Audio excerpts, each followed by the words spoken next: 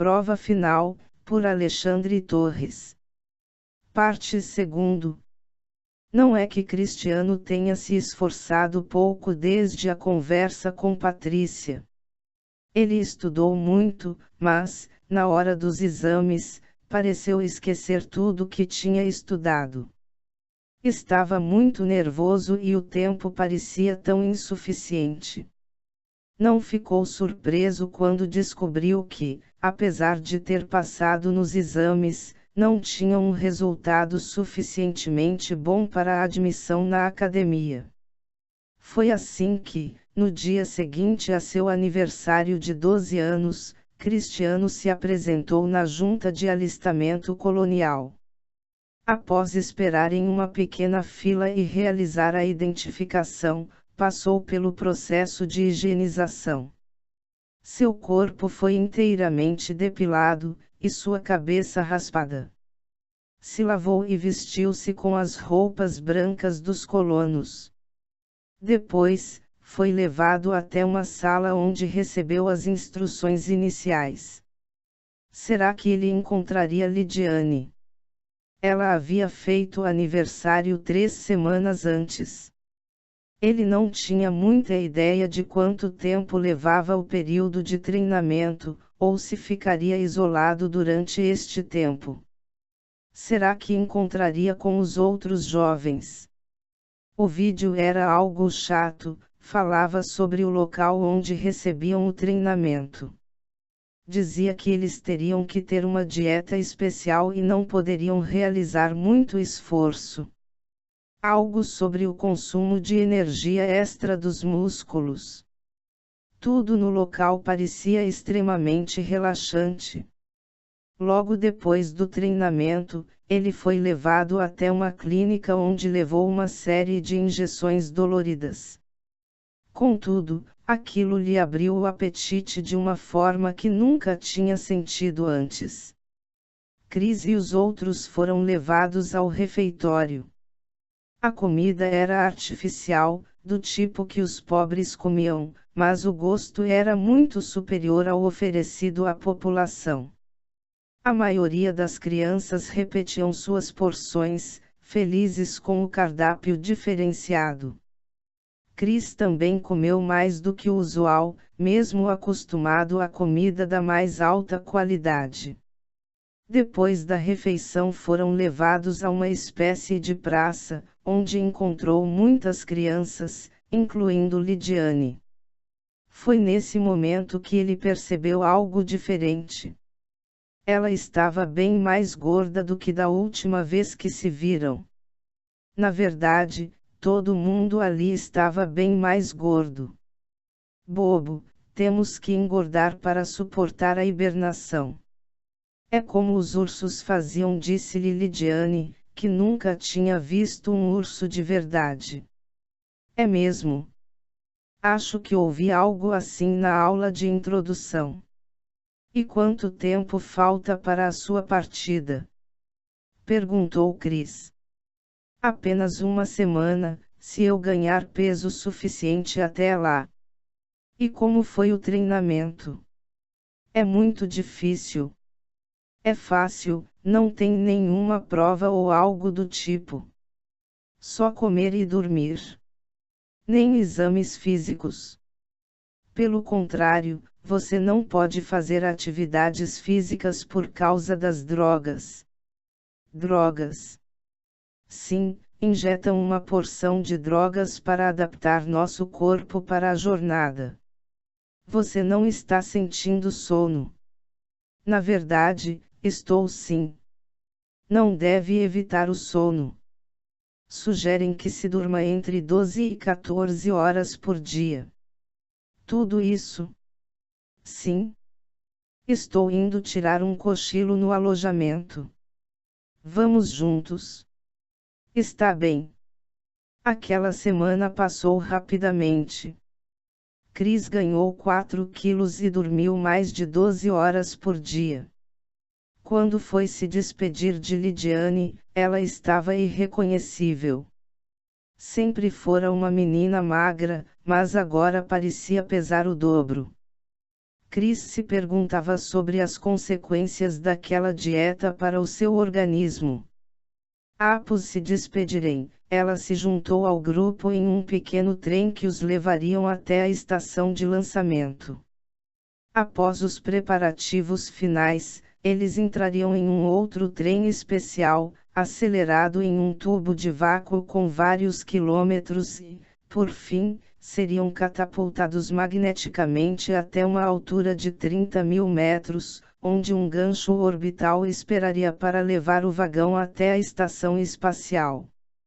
Deveria ser uma experiência incrível, mas Lidiane não poderia ver nada.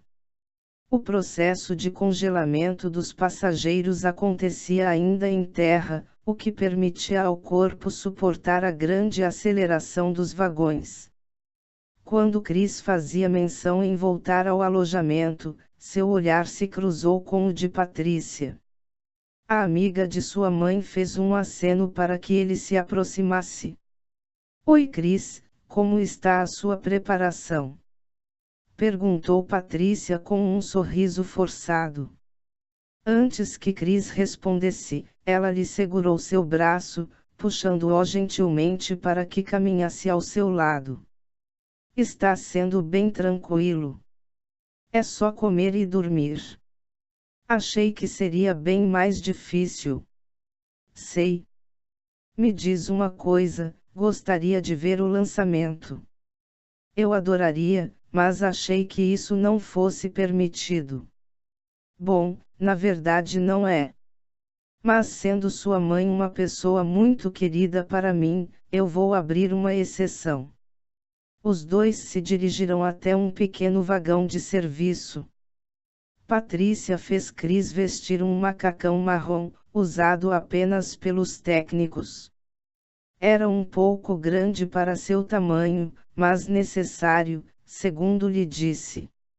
O pequeno trem levou os dois pelos trilhos escuros. Ok, agora que estamos sozinhos, quero que você preste muita atenção. Eu vou lhe mostrar algo que você jamais vai esquecer.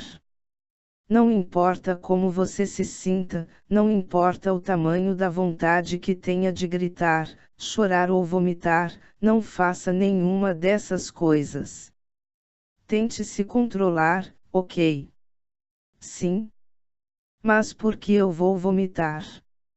E como impedir isso? Olhe para o lado, não sei. Simplesmente não faça nada. Não interfira no que está acontecendo, de nenhuma maneira. Mas o que tem de tão difícil nisso? Perguntou Chris, que começava a ficar nervoso. Não tem como eu te explicar isso, só posso te mostrar. Mas não importa o que aconteça, eu vou te proteger, entendeu? Desde que você não chame atenção demais.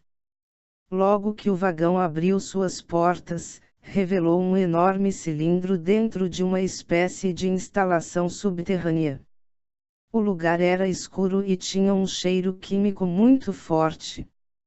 Patrícia conduziu Chris até uma escada, subindo em uma plataforma que circundava a construção. Não havia muitos funcionários por ali, mas todos usavam os macacões amarelos. Então se aproximaram de uma janela e, lá dentro, Chris pôde ver uma centena de jovens sentados em suas cadeiras. Entre eles estava Lidiane, mas ela já estava dormindo. Será que Patrícia lhe mostraria o processo de congelamento? Suas perguntas começaram a ser respondidas quando uma grande porta se abriu e uma espécie de robô entrou na estrutura. A máquina era comprida como um bicho de pau, tinha uns 3 metros de altura e 6 longos braços mecânicos, cada um com um grande gancho na ponta. A máquina esticou seus braços alcançando 6 jovens, entre os quais Lidiane, e posicionou seus ganchos em suas costas. Com um movimento rápido, os ganchos penetraram nos ombros de cada um deles, içando seus corpos como fazem com os animais recém-abatidos que são levados para o corte. Logo que aquele robô saiu, outro tomou o seu lugar. Chris não conseguia entender o que estava acontecendo, mas antes que pensasse em perguntar, Patrícia colocou a mão em sua boca. "Venha por aqui", sussurrou ela, puxando Chris até uma outra construção de formato retangular, para a qual os robôs carregavam os jovens. Este prédio era mais baixo, e Chris jamais se esqueceu do que viu ali. Antes que chegasse na janela, Patrícia cobriu sua boca com a sua mão firme.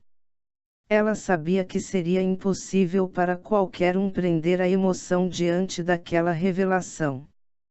Como em uma linha de montagem, cada jovem era colocado em uma esteira, já sem suas roupas. Então a esteira se movia, e uma série de braços e ceras se punham a cortar seus corpos em peças de carne, que eram separadas conforme a qualidade para consumo. Como gado, cada um de seus colegas era fatiado, porcionado e armazenado em embalagens a vácuo, que seguiam para o congelamento em um freezer gigantesco. Chris conhecia aquelas embalagens, pois eram as embalagens que sua mãe comprava no supermercado. Mesmo sua mente jovem e ingênua era incapaz de negar o que acontecia. Não havia missões para exoplanetas. Todos os que não eram selecionados para a academia eram mortos. Se tornavam iguarias servidas aos mais ricos. Chris, preste atenção agora no que vou te dizer. Só há uma forma de te salvar deste destino. Eu vou te injetar um vírus que vai lhe causar uma anemia terrível. Isto te tornará impróprio para o consumo. Oficialmente você vai receber uma liberação para treinamento artístico. Nunca, em toda a sua vida, você deve revelar este segredo a ninguém, está me entendendo? Ou nós dois seremos mortos.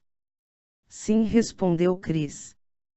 Patrícia injetou a doença em seu braço, e seus efeitos começaram a ser sentidos, quase que imediatamente. Patrícia o conduziu até o vagão de retorno, e os dois retornaram em silêncio até a base. Quando chegaram, ela teve que ajudar Chris a retirar o macacão, pois ele estava quase desmaiando. Obrigado por salvar a minha vida, disse-lhe. Nunca comente nada disso, nem com seus pais. Os dois se despediram ali. Chris teve que ser hospitalizado e ficou um mês entre a vida e a morte. Os médicos lhe disseram que nunca estaria completamente recuperado daquela doença. Provavelmente sofreria de anemia crônica por toda a vida. Nunca conseguiu ganhar muito peso dali em diante, sempre tendo que se esforçar para manter a condição física. Mais tarde descobriu que, originalmente, as missões para exoplanetas enviavam apenas as mentes dos colonos, extraídas de seus cérebros. Como seus corpos não fariam a viagem, eram reciclados como comida. Eventualmente o processo se degenerou, não havendo mais como sustentar as caríssimas missões de exploração. Nunca soube se alguma colonização em exoplanetas havia realmente dado certo, ou se tudo não passava de uma elaborada propaganda do governo. Tal como Patrícia lhe disse, foi selecionado para a Academia de Artes, onde era um aluno abaixo da média, mas, mesmo assim, feliz.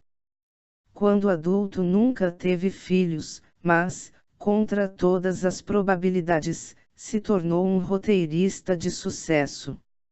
Eventualmente escreveu uma peça sobre sua experiência, era uma comédia de humor negro, é claro.